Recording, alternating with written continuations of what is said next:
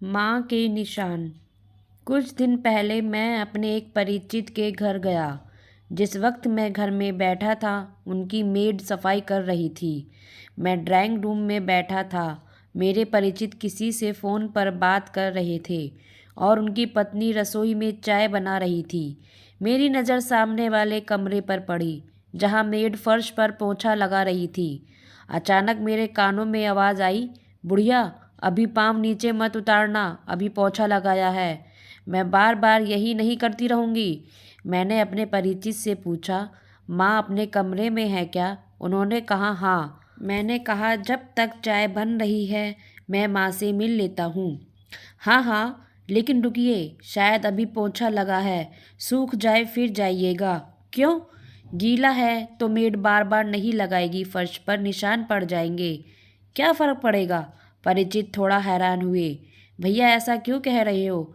तब तक मैं कमरे में चला गया था, गीले फर्श पर निशान खूब उकेरता हुआ। मैं माँ के पास गया और उनके पैर छुए और उनसे कहा, चलिए आप भी ड्राइंग रूम में साथ बैठकर चाय पीते हैं। चाय बन रही है, भाभी रसोई में चाय बना रही है। मैंने इतना ही कहा था, माँ घबरा गई। अरे नहीं, अभी फर्श पर पाँव नहीं रखना है, फर्श गीला है। मेरे पाँव के निशान पड़ जाएंगे। पाँव के निशान पड़ जाएंगे? वाह, फिर तो मैं उनकी तस्वीर उतारकर बड़ा करवाकर फ्रेम लगाऊंगा। आप चलिए तो सही। पर माँ बिस्तर से नीचे नहीं उतर रही थी। उन्होंने कहा, तुम चाय पी लो बेटा। तब तक मेरे परिचित भी माँ के कमरे में ही आ गए। उन्होंने मुझसे कहा कि माँ सुबह चाय पी चुकी है, आप आइए भैया। मैंने कहा नहीं, माँ के साथ मैं यही कमरे में चाय लूँगा। चमकते हुए टाइल्स पर मेरे जूतों के निशान कुछ यूं बयां कर रहे थे कि मैंने जानबूझकर निशान छोड़े हैं। वह समझ नहीं पा रहे थे कि आखिर मैंने ऐसा किया ही क्यों। उन्होंने मुझसे तो कुछ नहीं कहा, लेकिन मेड को उन्होंने आवाज़ दी, बबीता जरा इधर आना। इधर भैया के पाँव के निशान फर्श पर पड़ गए हैं, उन्हें साफ कर देना। बबीता ने गीला पोंछा फर्श पर लगाया। जैसे ही फर्श की दोबारा सफाई हुई, मैं तुरंत खड़ा होकर फिर से उस पर चल पड़ा। दोबारा निशान पड़ गए। अब बबीता भी हैरान थी और मेरे परिचित भी। तब तक उनकी पत्नी भी कमरे में आ चुकी थी। उन्होंने कहा, भैया आइए, चाय रखी है। मैंने अपने परिचित की पत्नी से कहा कि बुढ़िया के लिए चाय यहीं दे दीजिए। मेरे परिचित ने मेरी ओर देखा। मैंने कहा कि हैरान मत होइए। वह चुप थे। मैंने कहा, मुझे ऐसा लगता है शायद आप लोग माँ को प्यार से बुढ़िया कहकर बुलाते हैं। मेड वहीं खड़ी थी, सन्न। परिचित की पत्नी भी वहीं खड़ी थी, सन्न। परिचित ने पूछा, क्या हुआ भैया?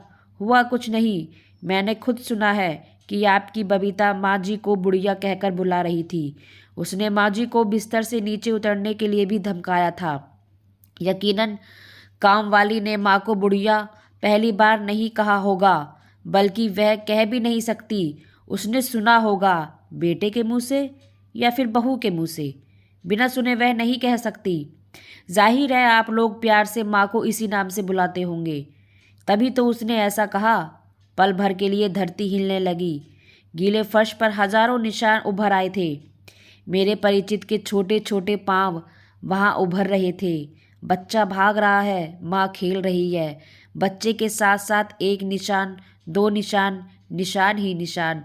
माँ खुश हो रही है बेटे के पाँवों के निशान देखकर और कह रही है, देखो तो इसके पैरों के निशान।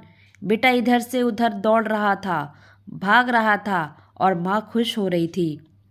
बुढ़िया रो रही थी, बहू की आंखें झुकी थी, बबीता चुपचाप थी। भैया गलती हो गई, अब नहीं होगा ऐसा। भैया बहुत बड़ी भूल हो गई थी मेरी। मेरे परिचित अपनी आंखें पोंछ रहे थे। मैं चल पड़ा, सिर्फ इतना ही कहा कि आंखें ही पोंछनी चाहिए। उस फर्श को तो चूम लेना चाहिए जहां माँ के पैरों के निशान पड़े हो। तो फ्रेंड्स, ये कहानी आपको कैसी लगी कमेंट्स बॉक्स में ज़रूर बताइएगा। कहानी को लाइक व शेयर जरूर कीजिएगा और चैनल पर नए हैं तो सब्सक्राइब कीजिएगा। कहानी सुनने के लिए धन्यवाद।